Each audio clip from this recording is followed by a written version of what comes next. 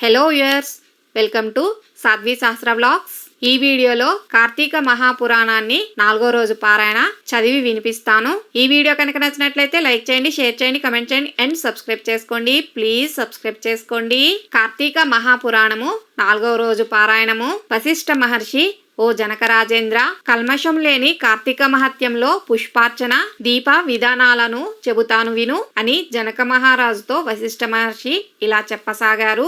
ఈ కార్తీక మాసంలో కమలనాభుడైన శ్రీహరిని కమలాలచే పూజించటం వలన కమలాసని అయిన లక్ష్మీదేవి ఆ భక్తుల ఇండ్ల స్థిర నివాసం ఏర్పరచుకుంటుంది. తులసి దళాలతో గాని, జాజి పువ్వులతో గాని, మారేడు దళాలతో గాని పూజించేవారు తిరిగి ఈ భూమిపై జన్మించరు. ఎవరైతే ఈ కార్తీకంలో భక్తియుతులైన పండ్లను దానము చేస్తారో వారి పాపాలు సూర్యోదయానికి చీకట్ల వలె చెదిరిపోతాయి. ఉసిరి చెట్టు కింద విష్ణును ఉసిరికాయలతో పూజించే వారిని వారి వైపు చూడటానికి కూడా యముడికి శక్తి చాలదు. కార్తీకములో ఎవరైతే సాలగ్రామాన్ని తులసి దళాలతో పూజిస్తారో వారికి మించిన ధన్యులెవరూ ఉండరనడం అతిశయోక్తి కాదు. బ్రాహ్మణులతో కలిసి ఉసిరి చెట్టు ఉన్న తోటలో వనభోజనం చేసేవారి మహాపాతకాలు సైతం మట్టి కలిసిపోతాయి. బ్రాహ్మణ సమేతులై ఉసిరి చెట్టు కింద సాలగ్రామ పూజ చేసేవారు వైకుంఠాన్ని పొంది విష్ణువు వలె ఆనందిస్తారు. ఎవరైతే కార్తీక మాసంలో విష్ణువాలయంలో మామిడాకుల తోరణం కడతారో వాళ్ళు పరమపదాన్ని పొందుతారు. పువ్వులతో గాని, అరటి స్తంభాలతో గాని మండపం కట్టిన వాళ్ళు వైకుంఠంలో విష్ణు సామీప్యాన్ని పొందుతారు. ఒక్కసారైనా శ్రీహరికి సాష్టాంగ దండ ప్రణామం చేసిన వాళ్ళు అశ్వమేధ పుణ్యవంతులవుతారు. శ్రీ మహావిష్ణువుకు ఎదురుగా జప హోమ దేవతార్చనలు చేసేవాళ్ళు పితరులతో సహా వైకుంఠానికి వెళ్లి సుఖిస్తారు. స్నానం చేసి తడిబట్టలతో ఉన్నవానికి పొడిబట్టని దానం చేసినవాడు 10,000 అశ్వమేధాల ఫలాన్ని పొందుతాడు. ఆలయ శిఖరముపై ధ్వజారోహణము చేసిన వారి పాపాలు గాలికి పుష్పము పరాగము వలె ఎగిరిపోతాయి. నల్లని లేదా తెల్లని అవిసె పువ్వులతో హరిపూజను చేసిన వారికి 10,000 యజ్ఞాల ఫలితము ప్రాప్తిస్తుంది. కార్తీక మాసమందు ఏ స్త్రీ అయితే బృందావన గోమయంతో అలికి పంచరంగులతోనూ శంఖ పద్మ స్వస్తికారి నందాదీపాన్ని అర్పించడం వలన కలిగే పుణ్యాన్ని 1000 నోళ్లు కలిగిన ఆదిశేషుడైన అటువంటి వారిని పొగడలేడు. ఈ కార్తీక మాసంలో శివుని జిల్లేడు పూలతో పూజించిన వాడు దీర్ఘాయువై అంత్యాన మోక్షాన్ని పొందుతాడు. విష్ణువాలయంలో మండపాన్ని అలంకరించిన వారు హరి మందిరంలో చిరస్థాయిగా ఉంటారు. హరిని మల్లె పువ్వులతో పూజించిన వారి పాపాలు సర్వనాశనమైపోతాయి. తులసి గంధముతో సాలగ్రామ పూజను చేసిన వారు వైకుంఠాన్ని పొందుతారు. విష్ణు సన్నిధిలో నాట్యమును చేసిన వారి యొక్క పూర్వసంచిత పాపాలన్నీ నాశనమైపోతాయి. భక్తియుక్తులే అన్నదానమును చేసేవారి పాపాలు గాలికి మంచు తునకలలా ఎగిరిపోతాయి. ప్రత్యేకించి కార్తీక మాసంలో నువ్వుల దానము, మహానది స్నానము, బ్రహ్మపత్ర భోజనము, అన్నదానము ఈ 4 ఆచరించడం ధర్మముగా చెప్పబడుతూ ఉంది. స్నాన దానాదులను ఆచరింపని వారు, లోబియై యథాశక్తిగా చేయని వారు 100 జన్మలు కుక్కగా పుట్టి కడపట చండాల యోన్ని జన్మిస్తారు. కార్తీక వ్రత శూన్యులు మరుజన్మలో గాడిదగా పుట్టి తదుపరి 100 పుట్టుకలు సునకయోన్ని జన్మిస్తారు. కార్తీక మాసములో శ్రీహరిని కదంబ పుష్పాలతో పూజించిన వారు సూర్యమండలంలోనే నివసిస్తారు అని చెప్తూ వశిష్ఠ మహర్షి: ఓ జనక మహారాజా, కార్తీక మాసంలో ఎవరైతే అవిసె పువ్వుల మాలను తాము ధరించి తదుపరిని అవిసె పువ్వుల మాలికలతో శ్రీహరిని పూజిస్తారో వారు స్వర్గాధిపతులవుతారు. మాల్యములు, తులసి దళాలతో విష్ణుని పూజించే వనితలు వైకుంఠాన్ని పొందుతారు. ఇంకొక సూక్ష్మాన్ని చెబుతాను విను. అసక్తులైన వాళ్ళు అంటే ఏమీ చేయలేని వాళ్ళు కార్తీకే భానువారేతు స్నానకర్మ సమాచరేత్ మాస స్నానేన యత్పుణ్యం తత్పుణ్యం లభతే నృపా ఆద్యంతి ఏతిదో మధ్యమే చాదినేయా స్నానమాచరేత్ మాస స్నాన ఫలం తేన లభ్యతే నాత్ర సంశయః. కార్తీక మాసంలో ఆదివారం నాడు లేదా శుక్ల పాడ్యమి నాడు లేదా పూర్ణిమ నాడు గాని లేదా అమావాస్య నాడు గాని సంకల్పరహితంగా సూర్యోదయానికి ముందే స్నానం ఆచరించడం వలన కూడా ఆ మాసమంతా స్నానం చేసిన పుణ్యం లభిస్తుంది. ఆపాటి శక్తి కూడా లేని వాళ్ళు కార్తీక మాసం నెల రోజులు ఈ సంపూర్ణ కార్తీక మహాపురాణాన్ని చదివినా వినినా కూడా స్నానఫలాన్ని పొందుతారు. కార్తీక మాసము సాయంకాలాల్లో దేవాలయాల్లో శివ విష్ణు స్తోత్రాలను పఠించేవారు కొంతకాలము స్వర్గలోకములో ఉండి అనంతరము ధ్రువలోకాన్ని పొందుతారు. ఇలా ప్రతి కార్తీక మాసంలో ఎవరైతే హరిహరులను స్మరించకుండా ఉంటారో వాళ్ళు 7 జన్మల పాటు నక్కలుగా పుడతారనడంలో ఏమీ సందేహం లేదు. వశిష్ఠ మహర్షి చెప్పినదంతా విని జనక మహారాజు ఇలా అడుగుతున్నాడు. మహర్షి, మీరు చెప్పినవన్నీ వినిన తర్వాత నాకొక సందేహం కలుగుతోంది. వర్ణ సాంకర్యాది మహాపాపాలను చేసిన దుర్జనులు వేదోత్రయోక్తాలైన ప్రాయశ్చిత్తాలను చేసుకొననిదే పరిశుద్ధులు కారు అని సమస్త ధర్మశాస్త్రాలలోనూ ఘోషిస్తుండగా కేవలం కార్తీక వ్రతాచరణ ధర్మలేశము చేతనే సమస్త పాపాలు హరించుకుని పోయి వైకుంఠాన్ని పొందుతారని చెప్పడంలోని మర్మమేమిటి? ఇది ఎలా సంభవం? అత్యంత స్వల్పమైన పుణ్యమాత్రము చేతనే గొప్ప గొప్ప పాపాలు ఎలా నశించిపోతాయి? గండ్రగొడ్డళ్లతో కూడా కూలనేయ సాధ్యము కాని మహాపర్వతాన్ని కేవలం కొన వ్రేలిగోటితో కూల్చడం సాధ్యమవుతుందా అని అగ్ని దగ్ధమవుతున్న ఇంటిలో ఉన్నవాడు ఆ మంట మీద కొన్ని నీళ్లు జల్లినంత మాత్రాన అగ్ని ప్రమాదం తొలగిపోతుందా? ఏ మహానది ప్రవాహంలోనో కొట్టుకొని పోయేవారిని ఓ పాటి గడ్డిపరక గట్టుకు చేర్చగలుగుతుందా? తనకు తానే కొండచర్యలలోని ఏలతాసూత్రాన్నే పట్టుకున్నంత మాత్రము చేతనే నదీపాత వేగాన్నుంచి సంరక్షించబడతాడా? ఓ వశిష్ఠ మహర్షి, ఈ విధమైన దృష్టాంతాల రీత్యా మహాపాపులైన వాళ్ళు సహితము అతి స్వల్ప కార్యమైన కార్తీక వ్రతాచరణము వలన పాపరహితులు పుణ్యాత్ములు ఎలా అవుతారు? వీటికి మీ సమాధానమేమిటి అని జనక మహారాజు వశిష్ఠ మహర్షిని ప్రశ్నించారు.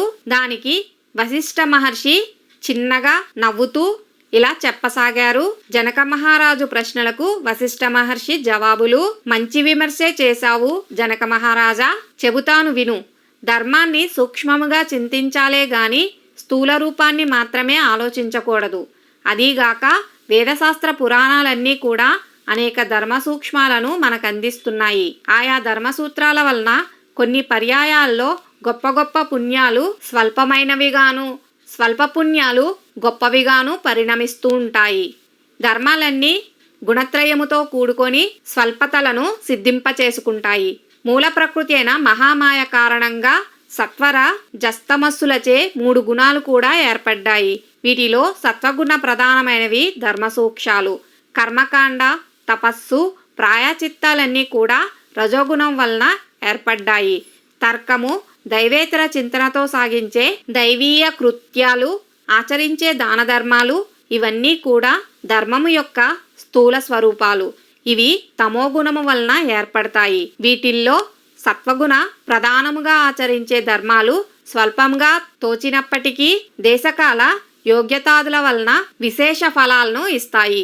దేశము అంటే పుణ్యక్షేత్రం, కాలము అంటే పుణ్యకాలము, యోగ్యత అంటే పాత్రత.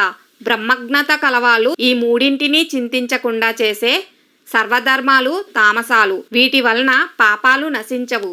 కాబట్టి దేశకాల యోగ్యతలను విచారించి చేసేవే సత్వధర్మాలు. వీటిలో కొన్ని సమకూడి కొన్ని సమకూడక జరిపేవి రజోగుణ ధర్మాలని వేరే చెప్పనక్కర్లేదు కదా జనకరాజా. అన్నిటికీ కర్మమే మూలము. ఎవరి కర్మను బట్టి వారికి ఫలితాలుంటాయి.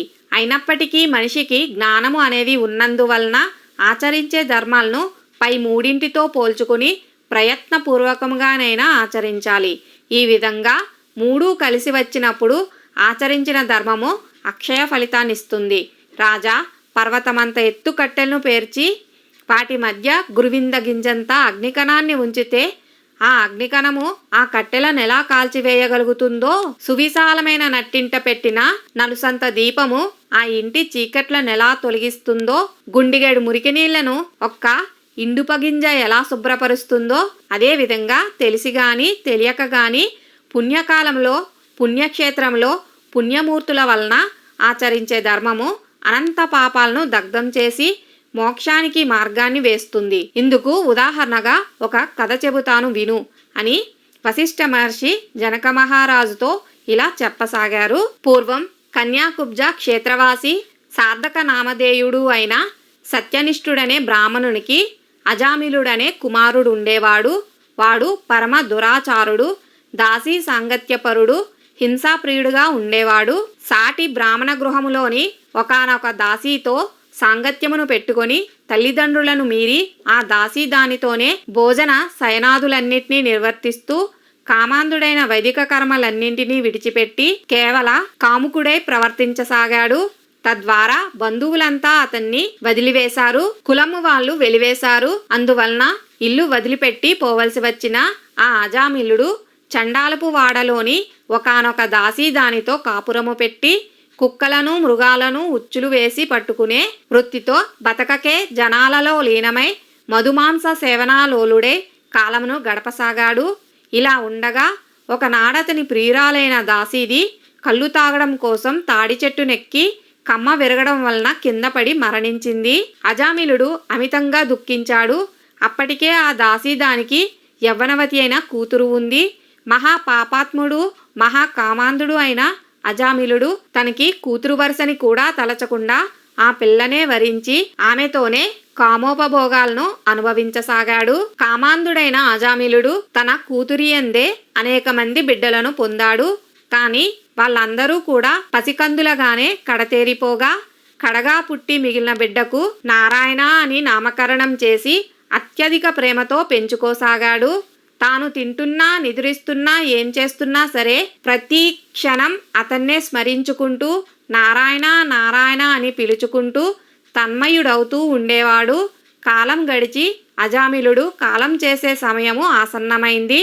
అతడిలోని జీవుని తీసుకొని పోయేందుకు గాను ఎర్రని గడ్డములు మీసములు కలిగి చేత దండపాసాలను ధరించిన భయంకర రూపులైన యమదూతలు వచ్చారు. వారిని చూస్తూనే గడగడలాడిపోయిన అజామిలుడు ఆ ప్రాణావసాన వేళ కూడా పుత్రవాత్సల్యాన్ని విరమించుకోలేక ఎక్కడో దూరముగా స్నేహితులతో ఆటలలో మునిగి ఉన్న కుమారుని కోసమై నారాయణ ఓ నారాయణ తండ్రి నారాయణ అని పలుమార్లు పిలవసాగాడు.